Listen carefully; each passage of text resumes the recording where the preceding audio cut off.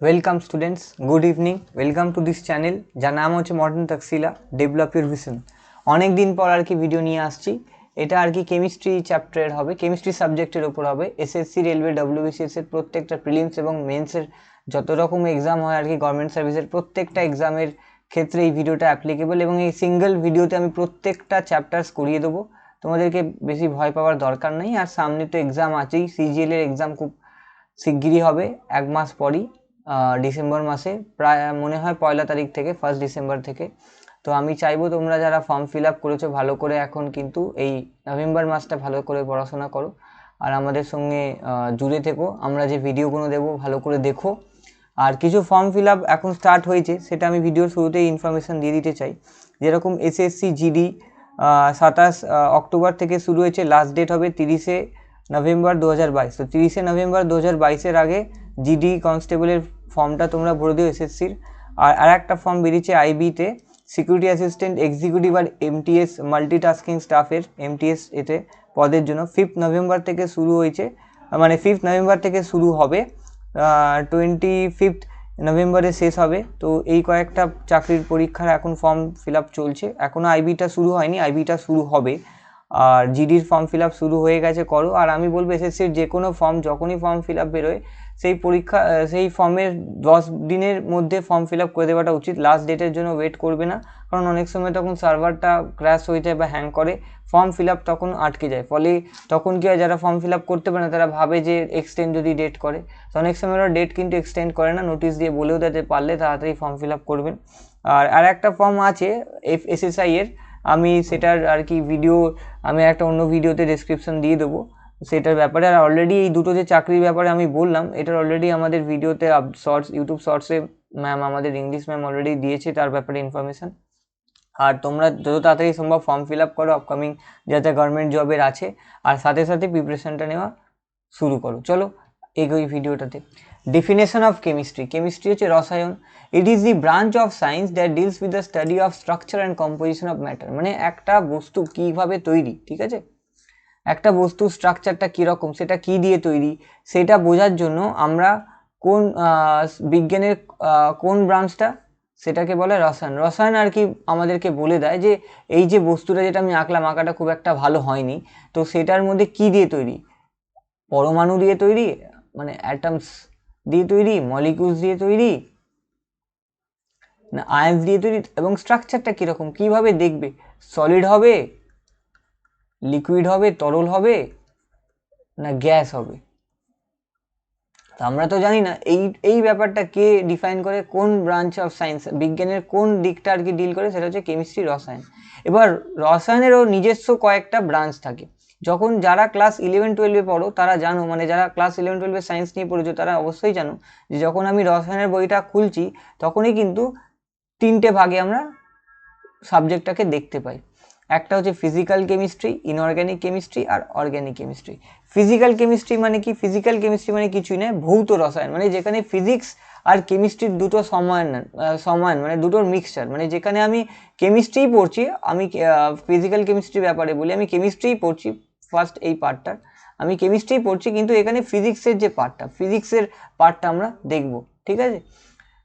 তারপর হচ্ছে inorganic chemistry. Inorganic আর অর্গ্যানিকের মধ্যে মূল তফাৎ এটাই হলো যে ইনঅর্গ্যানিক কেমিস্ট্রি হচ্ছে অজৈব, মানে আমরা বলি না অনেক সময় ইনঅর্গ্যানিক মেটেরিয়াল বা ইনঅর্গ্যানিক খাবার দাবার, মানে যেগুলো ফার্টিলাইজার দিয়ে তৈরি করা।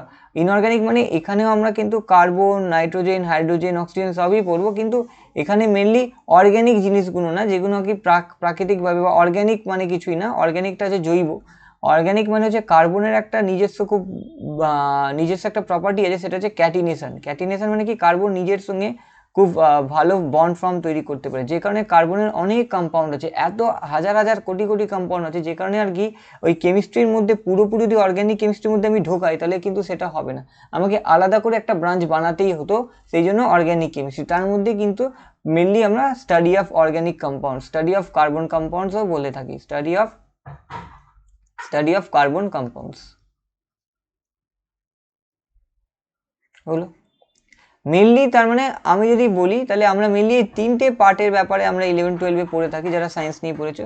আর বাদ বাকি যে এইগুলো আর কি কেমিস্ট্রি রসায়ন আর কি বিভিন্ন দিক আছে, অ্যানালিটিক্যাল কেমিস্ট্রি, বায়োকেমিস্ট্রি আর medicinal. Analytical chemistry is nothing but the you can say যে এটা এই তিনটেরই কম্বিনেশন মিলে অ্যানালিটিক্যাল কেমিস্ট্রি। অ্যানালিটিক্যাল কেমিস্ট্রি মানে কি, যারা অ্যানালিটিক্যাল কেমিস্ট্রি নিয়ে পড়ে, অ্যানালিটিক্যাল কেমিস্ট্রি নিয়ে, আচ্ছা অ্যানালিটিক্যালের বাংলাটা হচ্ছে কিছুই না, বিশ্লেষণী রসায়ন। মানে যেখানে মনে করো বিভিন্ন কেমিস্ট্রি রসায়ন নিয়ে পড়ার পর অনেক রকম চাকরির পোস্ট বেরোয়, গভর্নমেন্ট সার্ভিসে অনেক রকমের চাকরির পোস্ট বেরোয়। তো যেরকম বার্কের ক্ষেত্রে তো না, বার্কের ক্ষেত্রে মেনলি ফিজিক্যালের ভাবা অ্যাটমিক রিসার্চ সেন্টার যেটা আমরা জানি, ওখানে বার্কেতে আর কি অনেক সময় সায়েন্টিস্ট পদে কেমিস্ট্রিতে নেয়। তো অনেক সময় ওরা ওদের চাহিদা থাকে যদি ফিজিক্যাল কেমিস্ট্রি যদি লোক নিতে পারে। তারপর বিভিন্ন যেরকম অর্গ্যানিক কেমিস্ট্রির অনেক রকমের পোস্ট আছে, বিভিন্ন রকম যখন বেরোয় গভর্নমেন্ট সার্ভিসে তখন আমরা ফর্ম ফিল আপ করি। অ্যানালিটিক্যালের কোথায় হয় না, মনে করো তোমার কোথাও সয়েল টেস্টিং করতে হবে বা কোথাও কিছু টেস্টিংয়ের ব্যাপার আছে, মেনলি অ্যানালিসিস করো যে একটা জলের মধ্যে কত রকমের মিনারেলস আছে। মনে করো একটা জায়গায় স্যাম্পেল নিলে, ওয়াটার স্যাম্পেল নিয়ে এবার তুমি টেস্ট করলে যে এর মধ্যে কত রকম হার্মফুল আয়ন্স আছে, এলিমেন্ট আছে, সেটা বার করো। তাহলে এই যে তুমি ওয়াটার স্যাম্পেল নিয়ে পরীক্ষা করছো, এটা অ্যানালিসিস করছো। আর একটা কোথায় তোমরা ফর্ম ফিল আপ করতে পারো যারা আর কি কেমিস্ট্রি নিয়ে পড়েছো, রসায়ন নিয়ে আর কি ডিগ্রি করেছো, হয় এমএসসি বা কেমিক্যাল ইঞ্জিনিয়ারিং নিয়ে পড়েছো। জিএসআই এর একটা জিওলজিক্যাল সার্ভে অফ ইন্ডিয়া কিছুদিন অবধি ফর্ম ফিল আপ চলছিল, ওখানে কিন্তু অনেক সময় ওরা অ্যানালিটিক্যাল কেমিস্ট্রির ওপরও কিন্তু আর কি যারা পড়েছে তার সেই সব ক্যান্ডিডেটরা চায়। লাস্ট হচ্ছে এরপর হচ্ছে বায়োকেমিস্ট্রি কেমিস্ট্রির মধ্যে পড়ে না, এটা আর কি বিএসসির মধ্যেই আলাদা করে একটা পার্ট হয় বায়োকেমিস্ট্রি কিছুই না, প্রাণ রসায়ন, মানে যেখানে বায়োলজি আর কেমিস্ট্রি দুটোর আর কি অ্যাপ্লিকেশন। মানে আমাদের শরীরের মধ্যেও তো অনেক রকম কেমিক্যাল রিয়াকশন হয়, রসায়ন অনেক কিছু হয়, তো এই শরীরের মধ্যে কিভাবে জিনিসগুলো ঘটছে সেই ব্যাপারগুলো বোঝার জন্য সেখানে শুধু কেমিস্ট্রি পড়তে না, সেখানে কেমিস্ট্রির সাথে বায়োলজিরও যে কম্বিনেশন, দুটোর কম্বিনেশন, সেটাকে আমরা বলছি বায়োকেমিস্ট্রি। মেডিসিনাল কেমিস্ট্রি মানে আর কিছুই না, মেডিসিনাল কেমিস্ট্রি হচ্ছে ওষুধি রসায়ন। মানে এখানে আমরা মেডিসিন ব্যাপারে যেরকম একটা দুটো মেডিসিনের নাম বলেই দিচ্ছি, যেরকম ডমপ্যান, ঠিক আছে থাক, যে কোনো মেডিসিন, আমি আলাদা করে নাম নেব না, যে কোনো আর কি মেডিসিন যেগুলো আমরা ওষুধ খাই শরীরটাকে ঠিক করার জন্য। তো এই যে ওষুধগুলো, তো এই ওষুধগুলো তৈরি করার জন্য তো আমাদের আলটিমেটলি ওষুধগুলো তো কেমিক্যাল কম্পাউন্ড, যাই আমরা ওষুধ খাই সেগুলো is nothing but a chemical compound. তো এই কেমিক্যাল কম্পাউন্ডগুলো বানানোর জন্য তো আমাদেরকে যে কেমিস্ট্রির যে ব্রাঞ্চটা হেল্প করে সেটাকে বলে মেডিসিনাল কেমিস্ট্রি, ঠিক আছে। কারণ ইটসেলফ একটা সাবজেক্ট, আমরা সায়েন্সকে যখন বলছি, science is combination of 3 subject, mainly physics, biology. ছোটোবেলাতে আমরা এটাই পড়েছি, ফিজিক্স, কেমিস্ট্রি, বায়োলজি। তো যখন আমি এবার কেমিস্ট্রি পার্টটা যখন পড়াচ্ছি, chemistry itself is a very big subject, is a very big, মানে বড় জায়গা। তো সেখানে কেমিস্ট্রির মধ্যে যে আলাদা আলাদা যে ব্রাঞ্চগুলো, সেইগুলোর ব্যাপারে বুঝে নেওয়াটা দরকার। কে বলতে পারে কখনো পরীক্ষায় প্রশ্ন এলো কি না। তো এটা হলো কেমিস্ট্রির ব্যাপারে, ইটসেলফ কেমিস্ট্রির ব্যাপারে, রসায়নবিদ্যার ব্যাপারে কতগুলো ব্রাঞ্চ হয়, এর বাইরেও অনেক রকমের ব্রাঞ্চ হয়, বাট এগুলো মেনলি নাম করা ব্রাঞ্চ, যে ব্রাঞ্চগুলো নর্মালি আমরা দেখে থাকি রসায়নে। এরপর আমরা চলো এবার কি চ্যাপ্টার পড়বো। ম্যাটার অ্যান্ড ইটস কম্পোজিশন, ঠিক আছে, physical and chemical changes, atomic structure, language of chemistry, chemical reaction, laws of gases, periodic table, metals and non metals, chemistry in everyday life. আমি তোমাদেরকে আমি এইটুকুই অ্যাসিওর করতে পারি যে যতগুলো চ্যাপ্টার এখানে নিয়ে এসেছি প্রত্যেকটা পরীক্ষায় আসে, এবং ম্যাক্সিমাম 2 থেকে 4টে ভিডিওর মধ্যে প্রত্যেকটা চ্যাপ্টারের জিস্ট বা নোটস যেগুলো এক্সামের থেকে পার্সপেক্টিভের থেকে ভেরি ভেরি ইম্পর্টেন্ট। কারণ আপকামিং অনেক এক্সাম আছে, সিজিএল আছে, তারপর এমটিএস হবে, সিএইচএসএল হবে, তারপর এফসিআর কয়েকদিন আগে ডিপো আর জেনারেল পোস্টের আর কি ফর্ম ফিল আপ হয়েছিল। তো যতগুলো আর কি কেমিস্ট্রির প্রশ্ন আসে জিকে পোর্শনে, যে চ্যাপ্টার থেকে, এই কয়েকটা চ্যাপ্টারের বাইরে আর কিছু নেই। এটার মধ্যে মেনলি আমি বলতে পারি আমি কিন্তু 9-10 পুরো কভার করা, 8-9-10 পুরো কভার করা। তো আমার এই ভিডিওগুলো দেখার পর তোমরা যদি কোনো এনসিইআরটি বই বা যে কোনো ক্লাস 9-এর বই যদি রিডিং করে নাও, 9-10-এর বই রিডিং করে নাও, তুমি দেখবে যে আমি যা পড়েছি সেগুলোই আছে। আর এইখানে আলটিমেটলি তোমরা কিন্তু টেলিগ্রাম চ্যানেলটা অবশ্যই জয়েন করো, অনেকে দেখছি জয়েন করছো না। টেলিগ্রাম চ্যানেলটা জয়েন না করলে কি হবে, যে টেলিগ্রাম চ্যানেলে আমি কিন্তু এই ভিডিওটার পিপিটি অলরেডি, মানে পিডিএফ ভার্সানটা দিয়ে দিই, বলে তোমাদেরকে ভিডিওটা দেখার পর শুধু এই পিডিএফটা ডাউনলোড করতে হবে, করে যে কোনো একটা আর কি দোকান থেকে প্রিন্ট আউট করে নিলে কিন্তু নোটস হিসেবে পেয়ে গেলে। এইগুলোই কিন্তু অনেক জায়গায় কিন্তু পেড কোর্স হিসেবে করায়, সেগুলো কিন্তু ফ্রি অফ কস্ট আমি কিন্তু ইউটিউবে তোমাদেরকে প্রোভাইড করছি, যাতে অনেকের যারা বাড়িতে ভালো করে পড়াশোনা করো কিন্তু অথচ পয়সার অভাবে কোথাও ভর্তি হতে পারছো না, তাদের জন্যই মূলত যারা আর কি ইকোনমিক্যালি ব্যাকওয়ার্ড তাদের উদ্দেশ্যেও কিন্তু আমি এই ভিডিওগুলো কন্টেন্টগুলো দিই, যাতে তারা পিছিয়ে না থাকে। তো সবার পয়সা নাই হতে পারে পড়ার জন্য, হতেই পারে যে অনেকের আর্থিক অবস্থা খুবই খারাপ, তো তা বলে কি তারা চাকরি পাবে না? সেটা তো হতে পারে না। তো তোমরা আমাদেরকে এই যেটা আমরা চেষ্টা করছি তোমাদের কাছে পৌঁছে যাবার, তোমরা কি করবে না, এই ভিডিওটা যতটা পারবে শেয়ার করবে, তোমাদের বন্ধুদেরকে জানাবে যারা কি প্রিপারেশন করছো, তাতে তারাও এই কন্টেন্টটার লাভ উঠাতে পারে। এবার চলো এই চ্যাপ্টারটার উপরে আমরা পড়ি। Matter and its composition. Anything that has mass and occupy space is called matter. যে কোনো বস্তু কাকে বস্তু বলবো না, যার যে জায়গা নেয়, অকুপাই স্পেস আর হ্যাজ মাস, ঠিক আছে, মাস আছে হলো। এবার হচ্ছে it is made up of tiny particles, atoms, molecules and আয়ন্স। ছোটো ছোটো পার্টিকলস যেখানে দেখেছো, এটা অ্যাটমসও হতে পারে, এটা অ্যাটমসও হতে পারে, পরমাণু হতে পারে। Molecules is nothing but combination of atoms, বা আয়ন্স হতে পারে। আয়ন্স কে ক্ষেত্রে না, আয়নিক কম্পাউন্ডের ক্ষেত্রে, ঠিক আছে। এবার ইট এক্সিস্ট ইন 4 স্টেট। আর একটা আমি এখানে লিখিনি, বাট এটা জেনারেলি অনেক জায়গায় বলতে, Bose Einstein condensate, Bose Einstein condensate, এটাও এক ধরনের আর কি কন্ডেনসেট। আচ্ছা,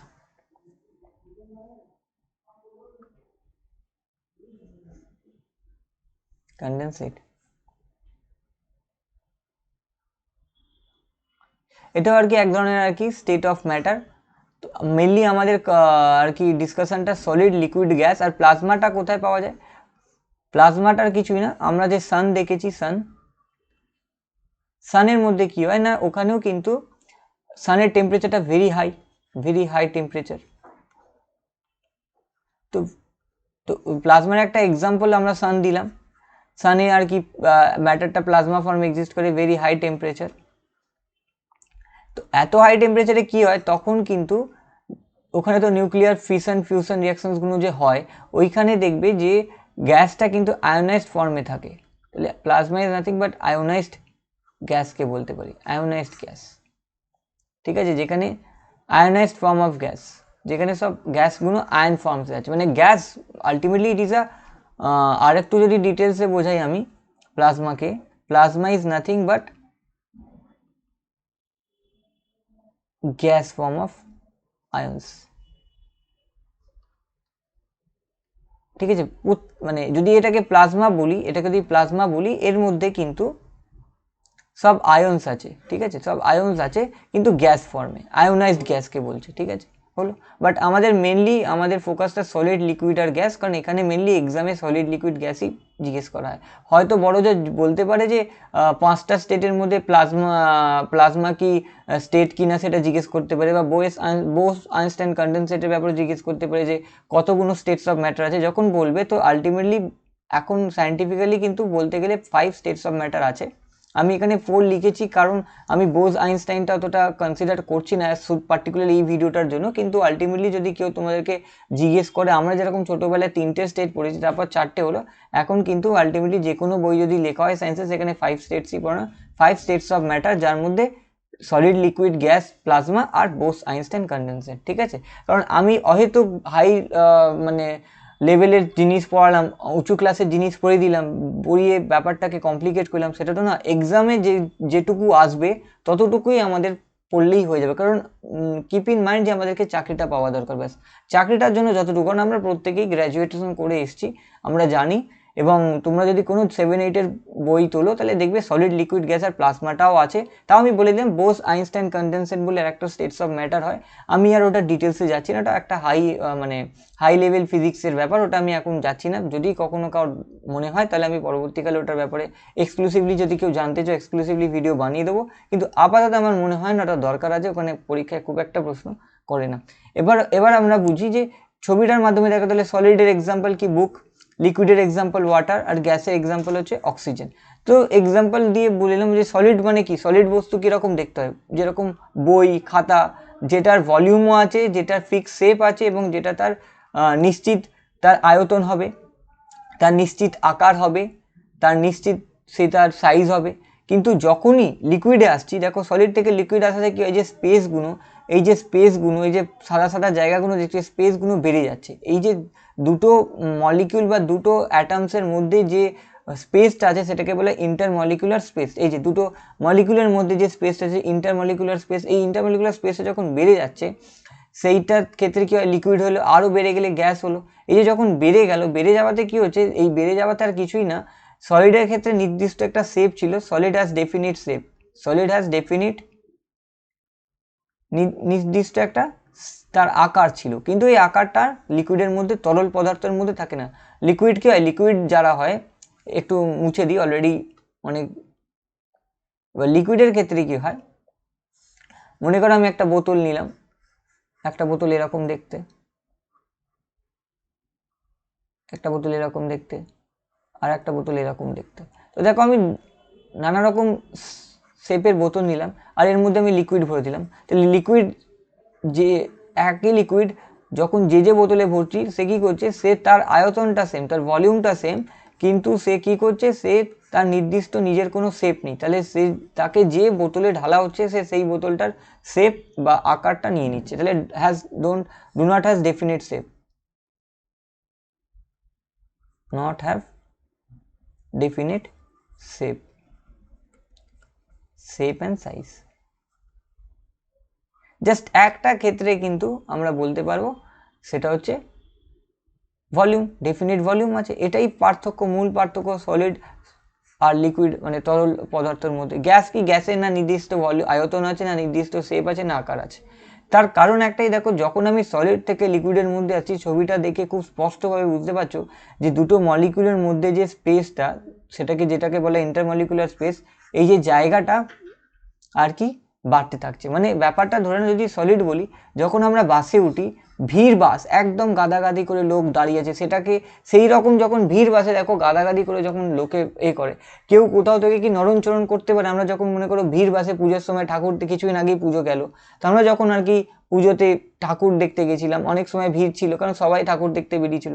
এবার ভিড় বাসেতে যখন তুমি বা আমরা উঠি, তো তখন তোমরা লক্ষ্য করবে যে ওঠার পর তুমি কিন্তু কোথাও নড়তে চড়তে পারো না, যেখানে আছো সেখানেই থাকে। যখন পুরো ভিড় বাস কোথায় চলবে, তো যে কোনো রকমের পাটা দিয়ে তোমরা মানে হ্যান্ডেল ধরে দাঁড়িয়ে থাকার, জাস্ট নিজেকে দাঁড়িয়ে রাখার মতো দাঁড়িয়ে থাকি, ভিড় বাসে দাঁড়ানো যায় না, এত ভিড়।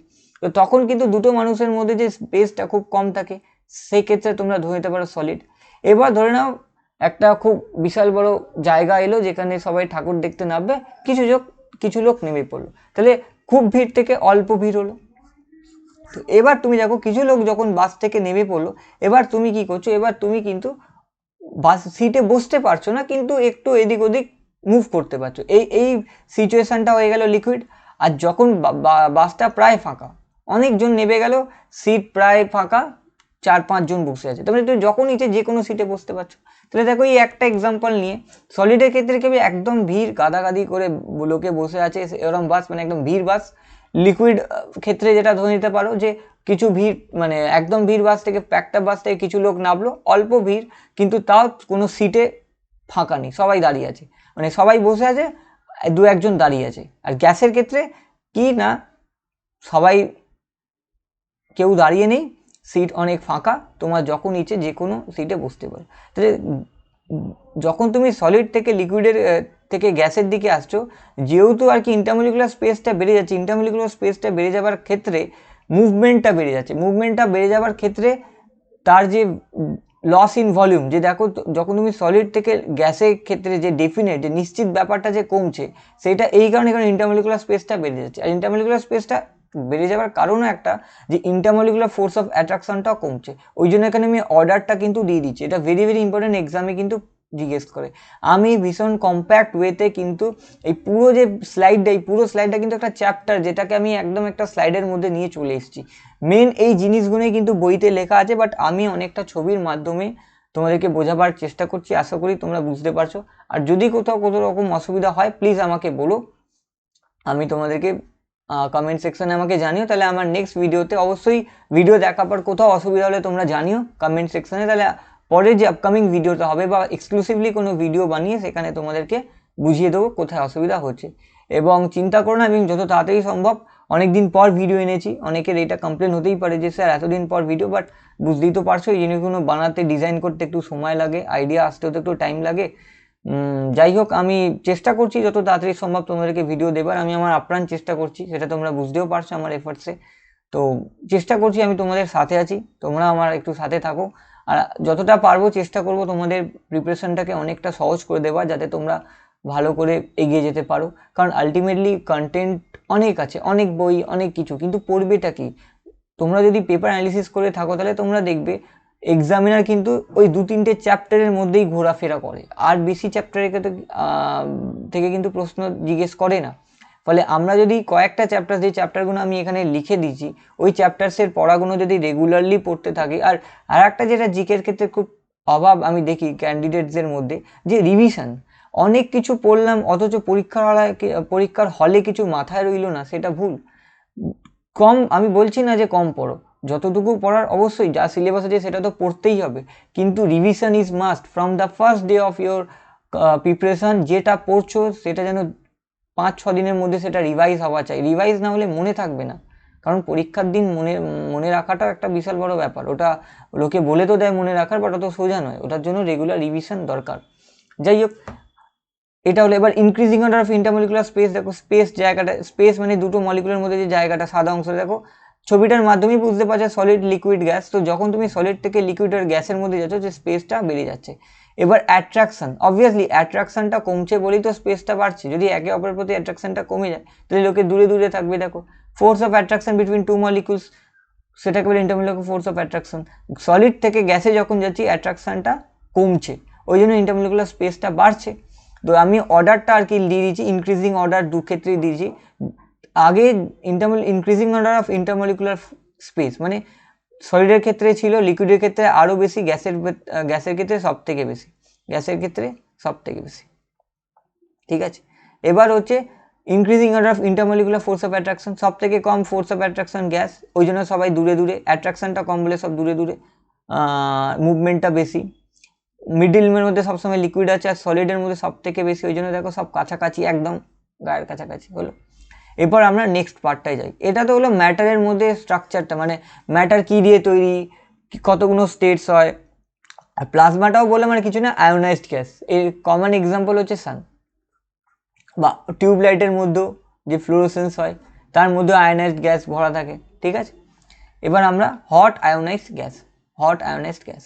এবার আমরা নেক্সটে যাই, inter conversion of states of matter. দেখো ছবি দেখে খুব সহজেই বোঝাচ্ছে, কেউ ডেফিনেশন কি জিজ্ঞেস করবে না, জাস্ট ছবিটার মাধ্যমে বুঝতে পারো। সলিড থেকে লিকুইডে যখন দেখো জল আছে, জলটাকে যখন আমরা ডিপ ফ্রিজারে ফ্রিজ করে দিচ্ছি, বরফ পাচ্ছি, তাহলে বরফটা কি সলিড হয়ে গেল। তাহলে এই লিকুইড থেকে সলিড যে হচ্ছে, মানে ওয়াটার থেকে যে বরফ হচ্ছে, ওয়াটার থেকে আইস হচ্ছে, এই যে প্রসেস যেটার মাধ্যমে আমরা হচ্ছে সেটাকে ফ্রিজিং বলা হয় বা solidification. It is a process in which matter gets converted from liquid phase to solid phase. Liquid থেকে সলিড ফেজে, সেটাকে বলে লিকুইড, মানে তরল থেকে সলিড এতে যাবে, ফেজে যাবে, সেটাকে বলা হয় সলিডিফিকেশন বা ফ্রিজিং। ঠিক আছে, ফ্রিজিং পয়েন্ট ওয়াটারে কি 0 ডিগ্রি সেলসিয়াস, অনেক সময় প্রশ্ন জিজ্ঞেস করতে পারে। মেল্টিং কি না উল্টোটা, ফ্রিজিংয়ের উল্টোটা হচ্ছে মেল্টিং। কিছু একটা তুমি লিকুইড থেকে সলিডটা মনে রাখো, আর সলিড থেকে লিকুইড অটোমেটিক তোমার মাথায় থাকবে না, গলে যাওয়া মেল্টিং। জমানো যদি ফ্রিজিং হয়, মেল্টিং মানে গলানো। লিকুইড অ্যান্ড গ্যাসের মধ্যে কি, এটা সলিড আর লিকুইডের মধ্যে, এই যে প্রসেসটা আমি লিখেছি এটা সলিড আর লিকুইডের মধ্যে হয়। এবার লিকুইড আর গ্যাসের মধ্যে, যখন আমি ওয়াটার থেকে স্টিম গ্যাসের মধ্যে যাব, মানে ওয়াটার মানে এটা লিকুইড হয়ে গেল, আর এটা স্টিম মানে গ্যাস। স্টিম মানে কিছুই না, বাষ্প, ওয়াটার ভেপার। লিকুইড থেকে গ্যাসে যখন যাচ্ছি সেটাকে ইভাপোরেশন বলি। আর বয়লিং আর ইভাপোরেশনের মধ্যে একটা মূল পার্থক্য আছে, আমি বলছি। ইভাপোরেশন কি, it is a phenomenon which matter gets converted to gas phase from liquid phase spontaneously, automatic হয়। মনে করো সকালবেলায় বাসি জামা কাপড় কাচলে, অনেকেই হয়তো নিজের জামা কাপড় নিজেরাই কাচো, যারা হোস্টেলে থাকো, যারা মেসে থাকো, যারা বাড়িতে থাকো না, পড়াশোনার জন্য এখানে পড়তে এসছো, তো তাদেরকে নিজের জামা কাপড় নিজেই কাচতে হয়। তো যখন নিজের জামা কাপড় নিজেই কাচো, কিছুক্ষণ পর শুকুর দেবার পর দেখো কাপড়টা শুকিয়ে যায়।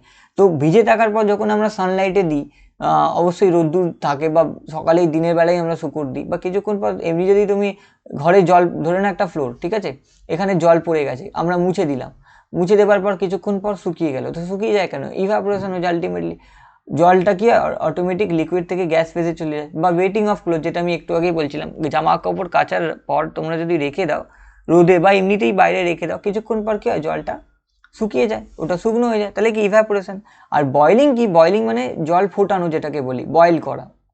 when a liquid gets gets converted, compared typing mistake, when a liquid gets converted to its vapor state and vapor pressure equals the atmospheric pressure, কি না ওয়াটার বয়লিং কখন হয়, আমি ওয়াটার দিয়ে বোঝাচ্ছি, এক্ষেত্রে ওয়াটারটাকে লিকুইড ধরলাম, মানে লিকুইডের একটা তো এক্সাম্পল চাই, লিকুইডের একটা এক্সাম্পল নিচ্ছি ওয়াটার সব থেকে ভালো এক্সাম্পল, কারণ ওয়াটার তিনটে স্টেটই আর কি এক্সিস্ট করে আমাদের নেচারে।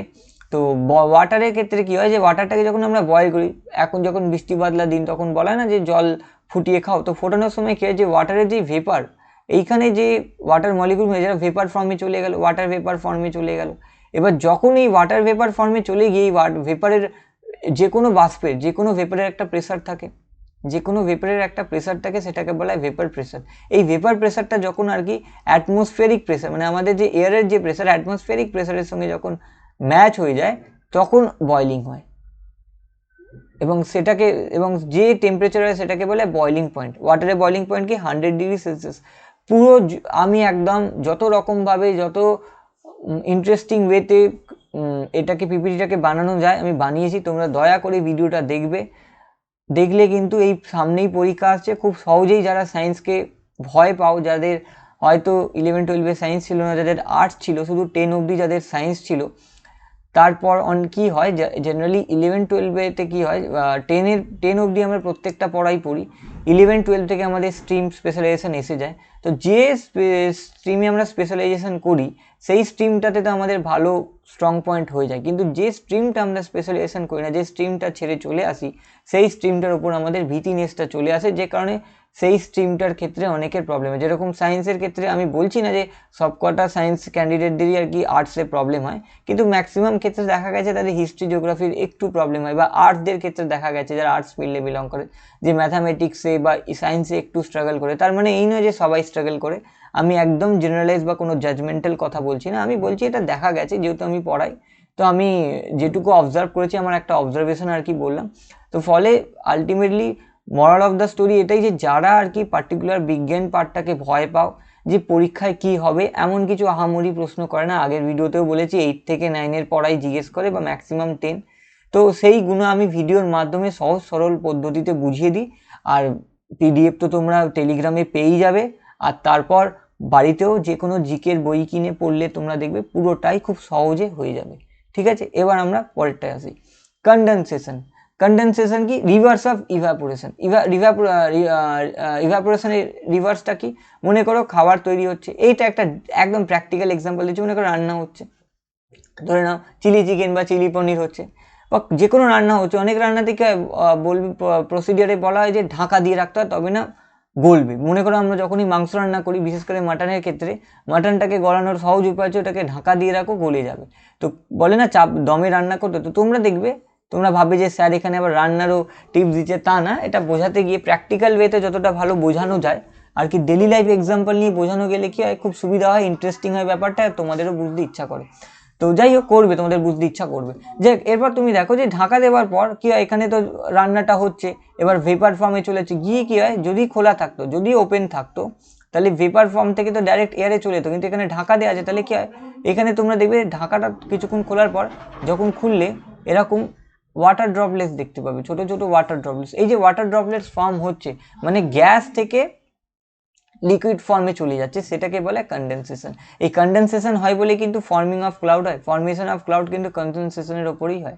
ফর্মেশন অফ ক্লাউড আর কিছুই না, মেঘ আর কিছুই নাই, ওয়াটার ভেপারের কনডেনসেশনের জন্যই কিন্তু ক্লাউডগুলো হয়। তারপর এবার যত ঘন মেঘ হয়, ঘন মেঘ হওয়ার পর কি হয়, তখন আর এই যে ওয়াটার সাইকেলটা আমি কিছুক্ষণ পরেই আসছি, বোঝাচ্ছি ব্যাপারটাতে কী হয়। তো কনডেনসেশনের কিছুই না, ইভাপোরেশন রিভার্স। ইভাপোরেশনে কি হয়, লিকুইড থেকে গ্যাস যায়, আর কনডেনসেশনে গ্যাস থেকে লিকুইড হয়। সলিড আর গ্যাসের ক্ষেত্রে সাবলিমেশন আর ডিপোজিশন। সাবলিমেশন মানে উবে যাওয়া, direct conversion of solid state into গ্যাসের স্টেট, মানে এক্সপ্রেস ট্রেন। এক্সপ্রেস ট্রেন আর লোকাল ট্রেনের মধ্যে তফাৎ কি, লোকাল ট্রেন সব কটা স্টপেজে দাঁড়ায়, তার মানে আমাকে যদি সলিড থেকে গ্যাসে যেতে হয়, তাহলে কি মাঝখানে লিকুইড হবে, তারপর তো গ্যাসে যাবে, তাহলে এই প্রসেসে গেলে এটা লোকাল ট্রেন। কিন্তু ডাইরেক্ট যদি চলে যায় ডাইরেক্ট, আচ্ছা আঁকাটা একটু ভুল হয়ে গেল, যদি ডাইরেক্ট বলি আমি একদম ডাইরেক্ট এক্সপ্রেস ট্রেনের মতো কয়েকটা স্টপেজ গেলাম না, তাহলে সেটাকে বলো সাবলিমেশন। আবার ঠিক এক্সপ্রেস ট্রেনের মতো ফিরে এলাম, সেটাকে বলে ডিপোজিশন। ডিপোজিশনে কী হয় না, উল্টোটা, সাবলিমেশন উল্টো হচ্ছে ডিপোজিশন। এর একটা এখানে লেখা হয়নি, এক্সাম্পলটা একটা বলে দিচ্ছি। এর এক্সাম্পল হচ্ছে যে formation of CO2, dry ice, formation of solid CO2, formation of solid CO2 বা ড্রাই আইস, সলিড CO2 বা ড্রাই আইস। ড্রাই আইস আর কিছু না, ড্রাই আইসটা আমি বলেছি কি না, সলিড CO2টা কিছু না, যে ফ্রিজ দেখবে যাদের আর কি হাফ ডোর ফ্রিজ আছে, বিশেষ করে হাফ ডোর ফ্রিজের যে ডিপ ফ্রিজটা, ওখানে দেখবে যে যে বরফ জমে, অনেক দিন ইউজ না করলে বরফ জমে যায়, ডিপ ফ্রস্ট যেটাকে বলে বরফ জমে যায়, সেটার ক্ষেত্রে কিন্তু আর কিছু না, ওটা কিন্তু সলিড CO2টা জমে।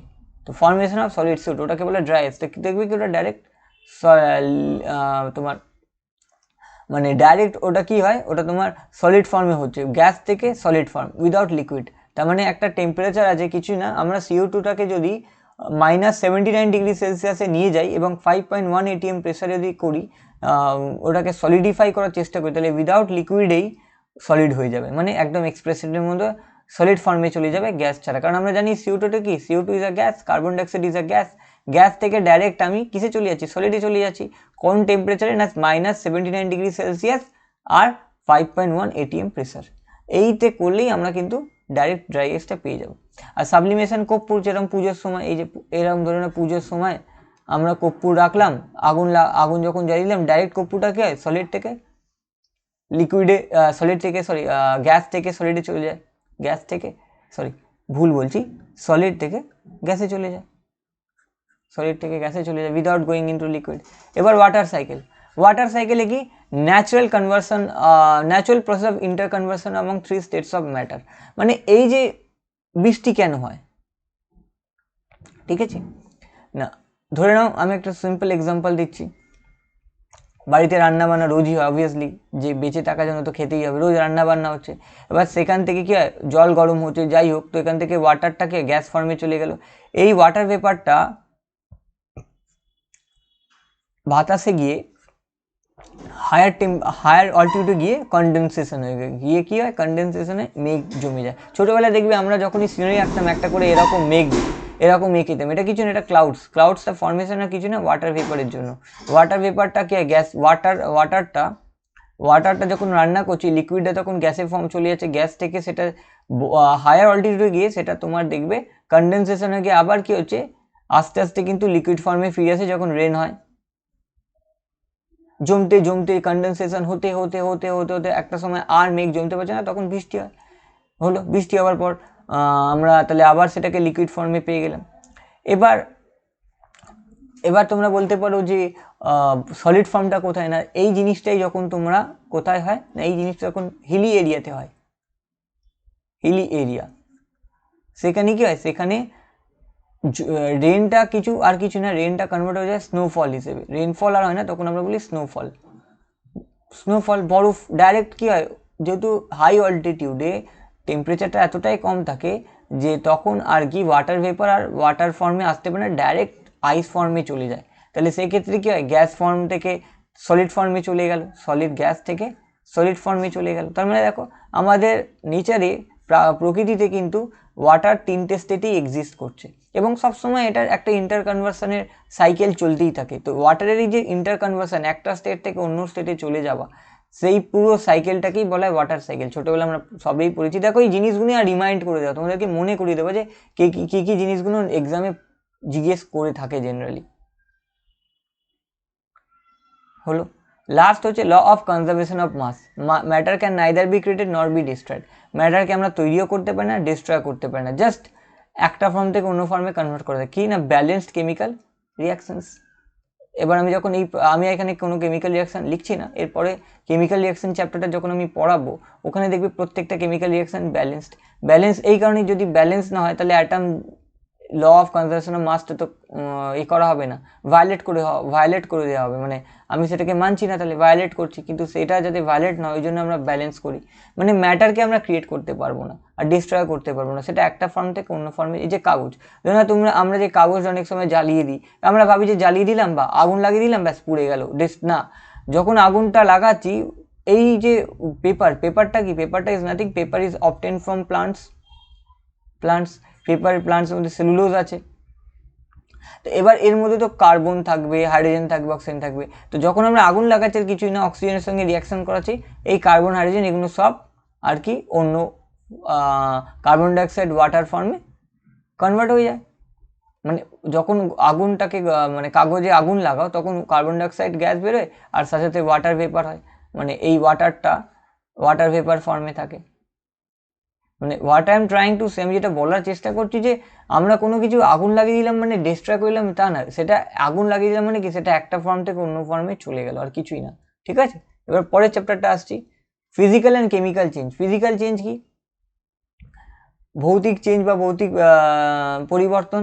নো নিউ সাবস্টেন্স আর ফর্ম, কোনো নতুন সাবস্টেন্স ফর্ম হবে না। এই যে একটু আগে আমি ওয়াটার সাইকেলে বললাম, ইন্টার কনভার্সন অফ যে ওয়াটার, ইন্টার কনভার্সন এবং ডিফারেন্ট স্টেটস অফ ওয়াটারের ক্ষেত্রে এক্সাম্পল নিয়ে বলছি, উদাহরণ নিয়ে বোঝাতে গেলে সুবিধা হবে। Changes occur in physical property. Physical property কি, শেপ হতে পারে, কালার হতে পারে। যেরকম আমি একটু আগেই যে আমি আগেরটাতে যাই, এই যে এটার ক্ষেত্রে দেখো যে চেঞ্জটা হচ্ছে শুধু শেপ আর স্টেটসের মধ্যে হচ্ছে, তাহলে এটা কি ওয়াটার সাইকেলটা আমি একটা ফিজিক্যাল চেঞ্জ বলতেই পারি, এর মধ্যে কোনো কেমিক্যাল চেঞ্জ এরকম হচ্ছে না।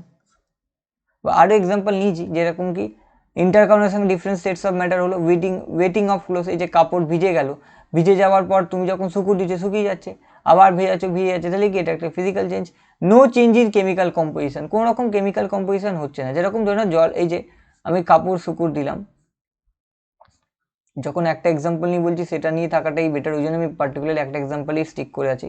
তো যখন আমি জামা কাপড়টা শুকুর দিলাম, তো তুমি দেখো এই ভেজা জামা কাপড়, ওয়েট ক্লোথ ছিল। ভেজা জামা কাপড় থেকে যখন জলটা ওয়াটার ভেপার ফর্মে চলে যাচ্ছে, তখন কিন্তু তার ওয়াটার ভেপারের যে ওয়াটার ভেপারের মলিকিউল আর ওয়াটারের মলিকিউল দুটো কিন্তু সেম থাকে, দুটো কেমিক্যাল ফর্মুলা কিন্তু H2O। এমন হয় না যে মলিকুলার ফর্মুলা চেঞ্জ হচ্ছে। তার মানে কি, তার মানে এটাই বলতে চাইছি যে ফিজিক্যাল চেঞ্জের ক্ষেত্রে, ভৌতিক পরিবর্তনের ক্ষেত্রে, চেঞ্জের ক্ষেত্রে যে কোনো রকম কেমিক্যাল, তার রাসায়নিক কোনো রকম চেঞ্জ হয় না। হলো, এবার কেমিক্যাল চেঞ্জ, নতুন সাবস্টেন্স ফর্ম হচ্ছে। যে রান্না বান্না, মনে করো কাঁচা আলু নিয়ে এলে, রান্না করে খেলে, আলু সেদ্ধ করে খেলে, তো আলু সেদ্ধ থেকে আমি কাঁচা আলু পাবো না, তো তার মানে এটা কেমিক্যাল চেঞ্জ। কারণ তখন আমি আলুর মধ্যে জলটা ঢোকাচ্ছি প্লাস তেল, মনে করো ফ্রাইড রাইস করলাম, তো র মেটেরিয়াল দিয়ে আমি বানালাম, তারপর ফ্রাইড রাইস থেকে আমি কি আবার পাবো না। তো change is permanent and irreversible মানে কি, একবারই চেঞ্জ হয়ে যাবে এবং সেটার থেকে আমি পুনরায় পুরোনো জিনিসটা ফেরত পাবো না। ঠিক আছে, change in chemical composition occurs, যেটাই বললাম যে কাঁচা জিনিসকে রান্না করার পর সেটা কি আর আবার কাঁচা ফর্মে ফেরত পাবো, হয় না। এর এক্সাম্পল কি, burning of paper, lasting of iron, মানে লোহার জং খেয়ে যাওয়া, জং খেয়ে যাওয়া লোহা থেকে আমরা কি আসল লোহাটাকে ফেরত পাই না। যেরকম মনে করো একটা লোহা আছে, আয়রন রড, এখানে যখন জং খেয়ে গেল, তো এইখান থেকে কি আবার আয়রন পাই, আয়রন রাস্ট থেকে কি আবার আয়রন পাই না, আমরা রাস্ট থেকে আর আয়রন ফেরত পাই না। জং খাওয়া আয়রন, যেটা রাস্টেড আয়রন, সেটাকে আমরা ফেলে দিই, আবার নতুন করে একটা অন্য নতুন আয়রন নিয়ে আসতে হয়। তার মানে কি, দুটোর মধ্যে মূল পার্থক্য একটাই, যে নতুন সাবস্টেন্স প্রথমটার ক্ষেত্রে হচ্ছে না, সেকেন্ডটার ক্ষেত্রে হচ্ছে। কেমিক্যাল প্রপার্টিটা প্রথমটার ক্ষেত্রে চেঞ্জ হচ্ছে না, দ্বিতীয়টার ক্ষেত্রে হচ্ছে। প্রথমটা রিভার্সিবল আর টেম্পোরারি, কিছুক্ষণের জন্য ক্ষণস্থায়ী, এবং সেটাকে আমরা আবার পুনরায় ফেরত পাবো। আর দ্বিতীয়টার ক্ষেত্রে পার্মানেন্ট আর ইরিভার্সিবল, চেঞ্জ করা যায় না, একবার হয়ে গেলে হয়ে গেল। Burning of candle is an unique example. Burning of ক্যান্ডেলটা অনেক সময় পরীক্ষা জিজ্ঞেস করে, কেননা এখানে দুটোই হয়, একটা হচ্ছে ফিজিক্যাল চেঞ্জ আর কেমিক্যাল চেঞ্জ, দুটোই হয়। ফিজিক্যাল চেঞ্জ কি না, ওই যে লিকুইড থেকে ভ্যাক্সটা সলিড ছিল, সলিড থেকে লিকুইড ফর্মে যাচ্ছে, আবার কিছুক্ষণ পর রেখে দাও, দেখবে লিকুইডটা সলিড হয়ে যাচ্ছে। কিন্তু সাথে সাথে যে আগুনটা যখন জ্বলছে, এখানে ভ্যাক্সটা কিন্তু জ্বলার সাথে সাথে, যেখানে এই যে সলতেটার সঙ্গে যখন আর কি স্ট্রিংটার সঙ্গে যখন কন্ট্যাক্টে আসছে, যে আগুনটার সঙ্গে যখনই ভ্যাক্সটা কন্ট্যাক্টে আসছে, ওটা তখন কার্বন ডাইঅক্সাইড ফর্মে বা অন্য কোনো কেমিক্যাল ফর্মে চলে যাচ্ছে। তার মানে দেখো এখানে বোথ ফিজিক্যাল আর কেমিক্যাল চেঞ্জ হচ্ছে। ঠিক আছে, এবার পরের পার্টটা, এটা লাস্ট চ্যাপ্টারের পরটা হচ্ছে অ্যাটমিক স্ট্রাকচার, পরমাণুর যে স্ট্রাকচারটা কীরকম। আমি ভীষণ এটাকে শর্ট রেখেছি। আলটিমেটলি দেখো, সবাই তোমাদেরকে যেটা জিজ্ঞেস করে এক্সামে, যে ইলেকট্রন, প্রোটন আর নিউট্রনের ব্যাপারে, যে একটা পরমাণু কি দিয়ে তৈরি, তার মধ্যে সাবঅ্যাটমিক পার্টিকেল কি পাওয়া যায়, ইলেকট্রন, নিউট্রন আর প্রোটন। আমাদের সোলার সিস্টেমকে তোমরা দেখেছো যে সোলার সিস্টেমের মাঝখানে কি হয়, সান থাকে, সানের চারিদিকে সব প্ল্যানেটসগুলো ঘুরে বেড়ায়, যেরকম পৃথিবীও ঘুরে বেড়াচ্ছে, ঠিক সেরকমই এই যদি ছবিটা দেখো যেটা দিয়ে রেখেছি, এর ভেতরে এইটাকে পুরো ভেতরটাকে বলা হয় নিউক্লিয়াস, ভেতরটাকে বলা হয় নিউক্লিয়াস, আর বাইরে যে ঘুরে বেড়াচ্ছে পার্টিকেলগুলোকে সেটা বলা ইলেকট্রন। ঠিক আছে, এই ইলেকট্রনের চার্জটা নেগেটিভ বলে মাইনাস সাইন দিয়ে লেখা, তার মানে দেখো এর চার্জটা কি মাইনাস। কত ভ্যালু দিয়ে দিয়েছি, সিম্বলটাও দেওয়া আছে, মাসটাও দেওয়া আছে, কে ডিসকভার করেছিল, আবিষ্কার কে করেছিল, জে থমসন, 1897, ইয়ারও দেওয়া আছে। একদম ইনফরমেটিভ, যতটা করা ইনফরমেটিভ করতে পারা যায় ততটা ইনফরমেটিভ করেছি। এর মধ্যে একটা সাইডের মধ্যে পুরো ইনফরমেশন এক্সাম পার্সপেক্টিভ যেটা আর কি প্রশ্ন করে থাকে, প্লাস বোঝার ক্ষেত্রেও।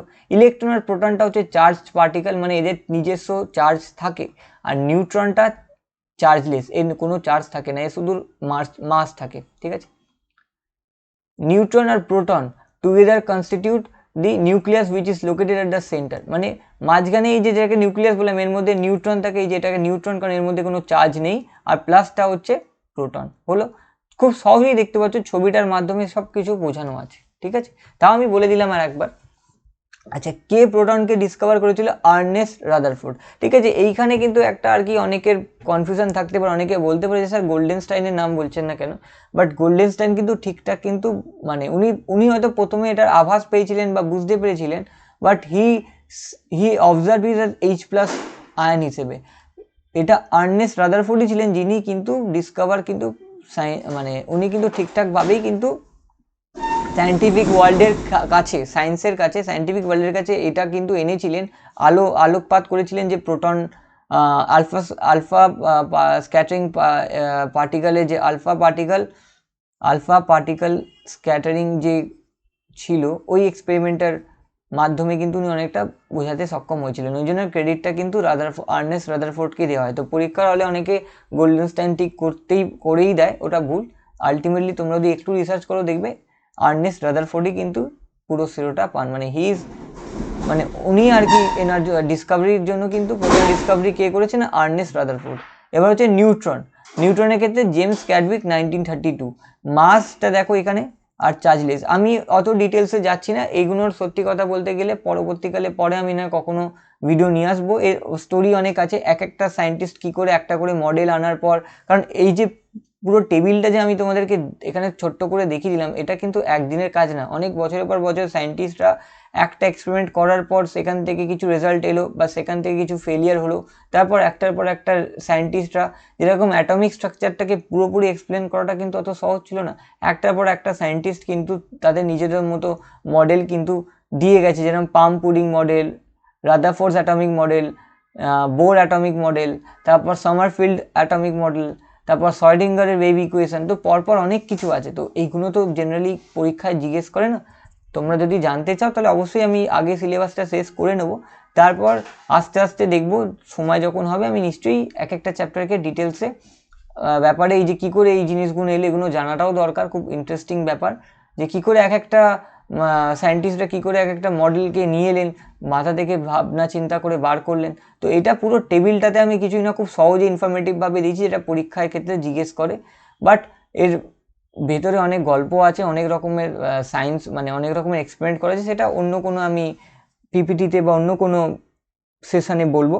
আলটিমেটলি আমি যেহেতু এই পার্টটা এক্সাম পার্সপেক্টিভ, যেহেতু সামনে এক্সাম আছে, এক্সামের নজরে রেখে করছি, পরীক্ষার নজরে রেখে করছি, ফলে আমি যতটা পারবো শর্ট আর প্রিসাইজ রাখার চেষ্টা করছি।